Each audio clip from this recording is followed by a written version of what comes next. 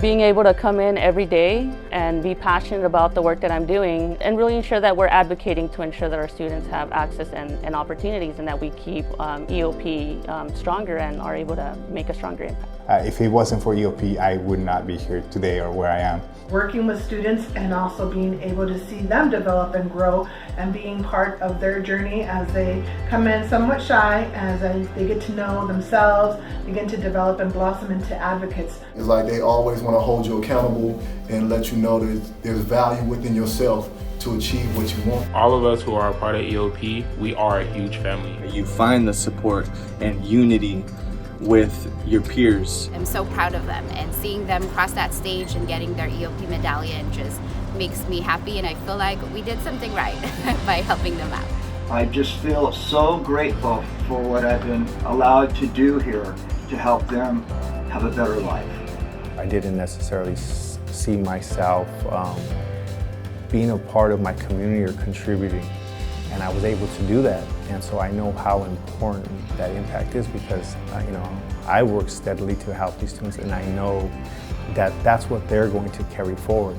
We have to go back to our communities, and we have to tell our stories and our narratives, because if we don't, who else is going to tell our story? So, I mean, for me, I just really love giving back to the programs, and especially a program that believed in me. A lot of people will help you now when you're doing okay, but they helped me when I needed it the most, and I will absolutely never forget that. It changed my life. I just want to say thank you for the trailblazers that started the program. Now, this year, the program has been in existence 50 years.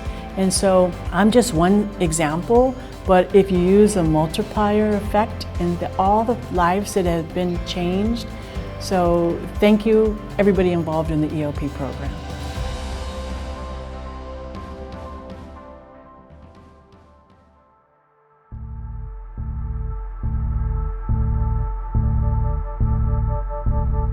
During the 60s, with issues of the Vietnam War, civil rights, recognizing the racism and the barriers that were preventing communities of color from being able to move forward, and education was seen as a critical civil right that was being denied.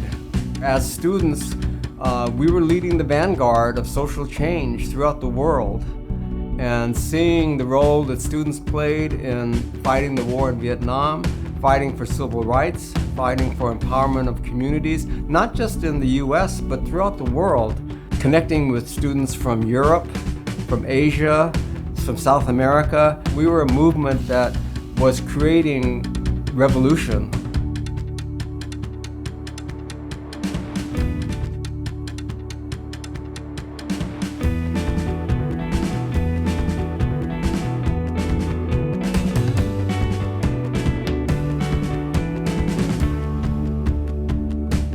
At that point, EOP was not a statewide program.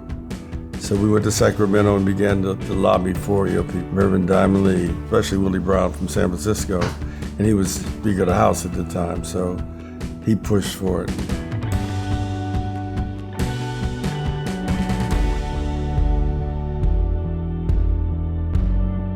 There was a simultaneous effort to try to make things right.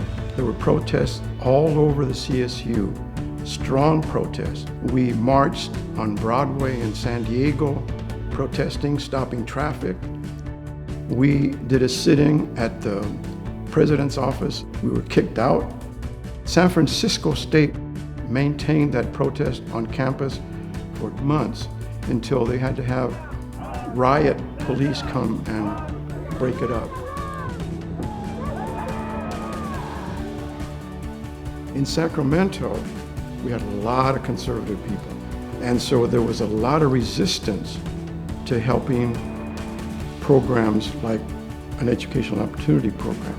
There was an effort to try to find the most conservative senator in Sacramento to sponsor a bill. And that was Senator Harmer. And he sponsored Senate Bill 1072.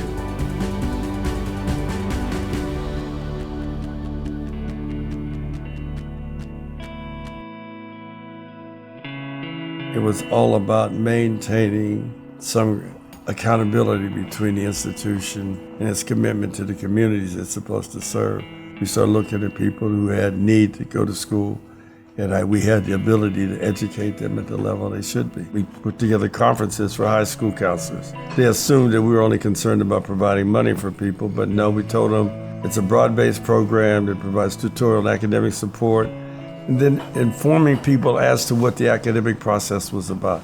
Well, if you haven't had a history in your family of people going to college, they don't know what to expect or how to deal with it or what their responsibilities are at that time. So to help them get through it, we used to have parent orientations where we would orientate them to what their students were getting into. A lot of students came with so much self-doubt that it wasn't a question of them being able to perform because they didn't have the skills.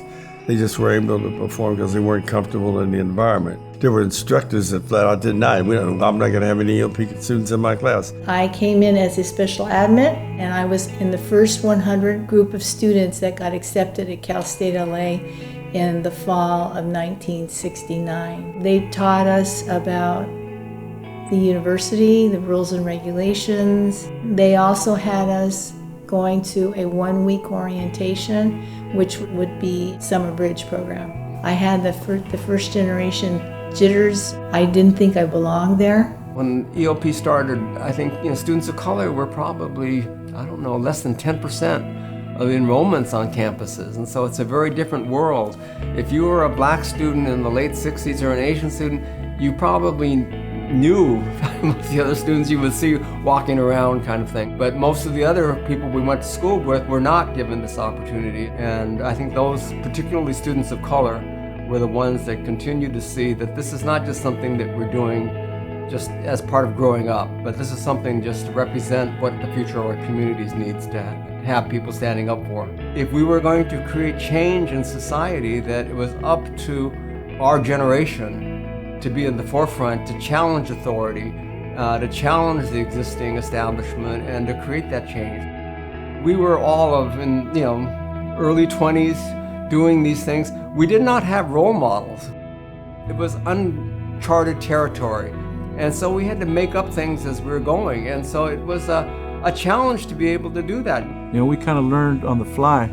We were doing stuff that later became innovative freshman year experience programs, learning communities, tutorial centers were not just one-on-one tutoring, but study groups. There was nobody doing academic advisement. Peer mentors who were a year ahead of us or 2 years ahead of us. The Summer Bridge program, the Educational Opportunity Program, transformed how campuses serve students. That's how dramatic it was. As that program grew, so did the success of a lot of students. Sometimes the transition was the one thing that they needed to accept their role as an academician, as a student. You can't leave people behind. You got to bring people along with you. And it's not just your children, but it's other people's children. It's not just the neighborhood that you live in, but you reaching out to other neighborhoods and seeing that those people get a chance. People take so much for granted. They don't realize a whole lot of people out here have not had the experiences that you have. They won't get them unless we help them get those experiences and we share our experiences with them. You'd be surprised how it comes around, I was so thankful that they brought me into Cal State LA. I worked for the program as a student assistant and eventually became an EOP counselor, and then I became the EOP director. You just get so much back from it. I learned so much about myself, and I learned a lot about the students. You see them moving and you see them growing, and all of a sudden it's like, oh my goodness, we have a flower blossoming in front of us. And it's an amazing experience. One of the things that we often forget is to thank all of the EOP directors for making the program work. If it weren't for them, there'd be no EOP program, and they rarely get the thanks that they deserve. The individuals that are doing it now did not experience the things that we experienced in the 1960s. And so I can understand that. And so that's why we need EOP to remind people that their work is so valuable, because we never know when things are going to turn, particularly in in our society now, to hear comments like, go back to where you came from, There is hope, I think, but it's got to come from people who are on the campus now to get back to the original mission and vision of an equity program for all. And I think that's a challenge that the chancellor, each president, each EOP director is going to have to confront and not hide from it. And not think that because, I'm here and I'm making this tremendous salary, that our job is over. I think we got to go back to the basics. The future is in the hands of you younger folks. I mean, you guys have technology in your hands, and you got the opportunity to do a better EOP, a better Cal State, a better UC, a better state, and a better country.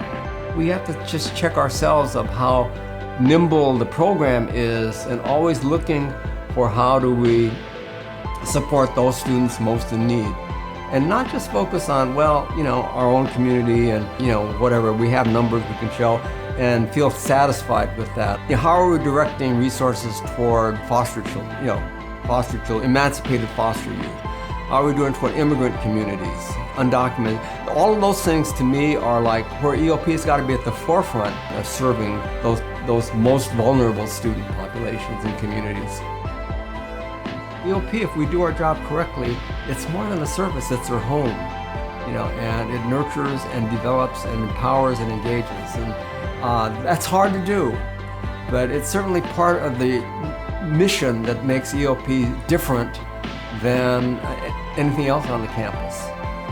That we have a population of students and we have responsibility for what we do with them, not just graduating them, but engaging and empowering them. So while we celebrate student success and innovation, we also need to kind of figure out ways that we challenge how our society has moved.